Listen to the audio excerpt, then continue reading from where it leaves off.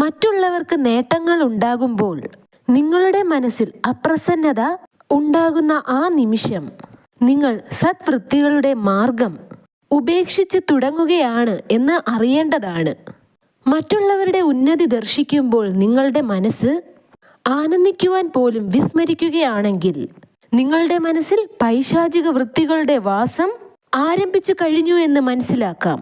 നിങ്ങൾ മറ്റുള്ളവരുടെ ആനന്ദത്തെ ശോകമായി പരിവർത്തനപ്പെടുത്തുവാനായി പ്രയത്നിക്കുകയാണെങ്കിൽ നിങ്ങൾ പിശാചുക്കളുമായി പരിവർത്തനപ്പെട്ടു കഴിഞ്ഞു എന്നും മനസ്സിലാക്കേണ്ടതാണ്. അതിനാൽ ഏവരുടെയും പ്രഥമ കർത്തവ്യം ഒന്ന് മാത്രമായിരിക്കുന്നു. അവരവരുടെ അന്തരംഗത്തിലുള്ള ശുഭാവസ്ഥകളെ ഒരിക്കലും ഉപേക്ഷിക്കുവാൻ ഇടവരുത്തരുത്. കാരണം ശുഭാവസ്ഥയും യോഗവിദ്യയുമാണ് ഒരു വ്യക്തിയെ ദേഷ്യം, ഈർഷ്യ, പൈശാചിക വൃത്തികൾ തുടങ്ങിയവയിൽ നിന്നും